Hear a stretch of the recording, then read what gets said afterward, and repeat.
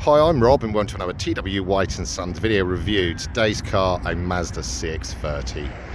So, a one owner, 2022 year. This is a late registered car. It's just looking really quite lovely here in this slightly cloudy day, but it brings out the blue. You can see the clouds reflecting off the sides of the Kodo styling look. So, deep crystal blue. It's a Sport Luxe trim level. This is the SKYACTIV G 122 horsepower engine. It's running for a 6-speed automatic, and it's got a full Mazda service history, and it's in really nice condition with only 22,000 miles. So kind of little marks on there. We note there's a little scuff on the wheel on this wheel, which will be attended to, but no chips, no scratches. All the door edges are nice and neat and straight. No chipping around the front of the car, as you can imagine for a car that's just turned 2 years old. So I've done a full lap of the car. At the front you've got front parking sensors, high beam LED headlamps.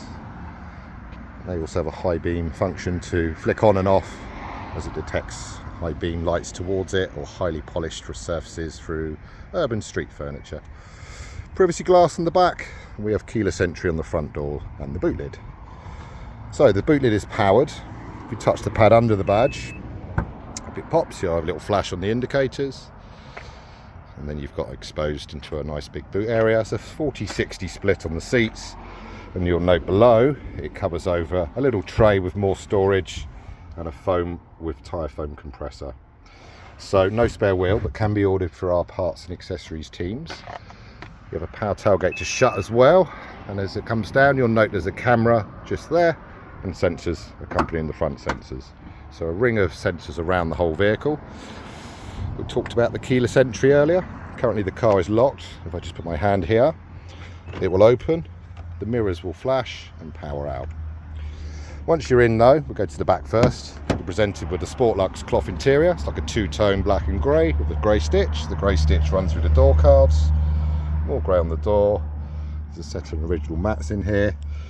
The seats are equipped with Isofix. This is for the two outer seats, and it's a three-point belts for all, so it's a 5-seat car. Coming into the front of the car, again presented with the driver's door card with controls for the windows and mirrors. Mirrors are power folding, so whilst you're in the vehicle, when you lock the vehicle up.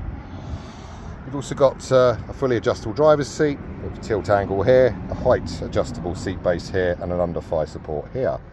These seats are also heated. That's the driver and passenger seats. You've got a nice leather-bound, thin-rimmed steering wheel. So I'll hop in and we'll show you a bit more around the cabin. So jumping in, ready to put my foot on the brake, which is the starting process, and then the button for the stop-start engine glows green. So give it one push, and away it goes. So we'll start from the top. We have a head-up display system. I'll zoom in. So it gives you your road speed. So it's 30 for the road I'm on currently, 0 because I'm currently not moving. So you can obviously align your speed to the actual road speed for the road.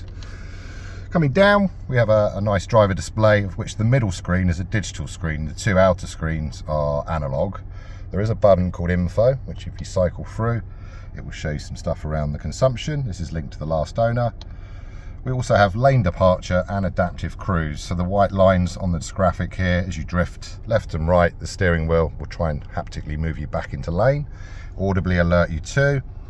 We also have blind spot monitoring, which is on the door mirrors here. There's a triangle just in the corner there, which will again tell you what's going on behind you, and it's the same information it uses when you're on the adaptive cruise control.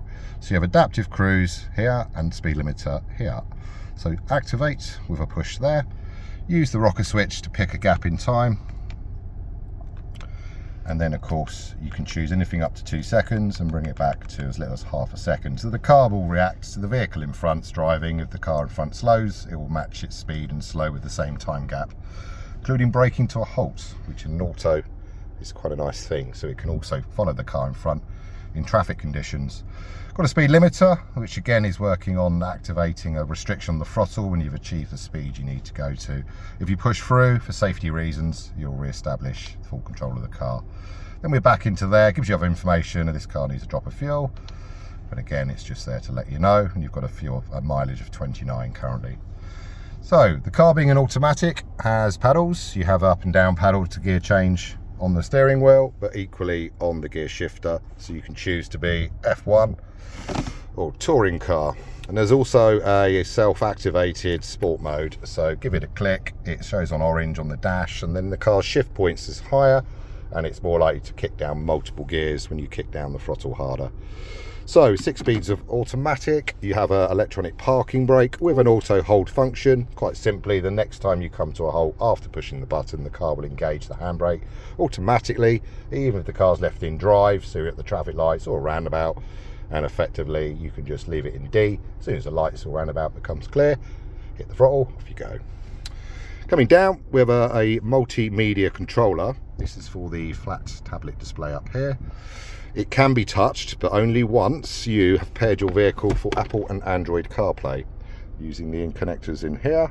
There's also another 12 volt in there, and it's wirelessly connecting for those two devices. You equally have Bluetooth streaming, so this will allow you to stream music and telephone data, and indeed take phone calls and send to voicemail. And again, voice activation, both for the Mazda systems and a long push when activating Android or Apple CarPlay. It will also allow you to input destinations, calls, ask requests of said Siri or OK Google. But yeah, really useful, but effectively takes control via voice and not using any more of the buttons on the car. Climate control, left and right sided. It's digitally precise within ½ a degree accuracy, and there's a sync function, meaning that it can do everything the driver prefers, or you can split across the car left and right sided. You also have heated seats for driver and passenger through 3 different stages of heat,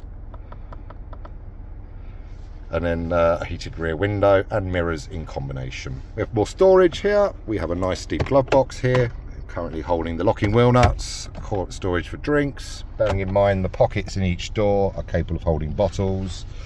More storage in the centre lidded cubby, and at the back again there's a pull-out armrest with drinks holders to allow the rear passengers to have such luxuries.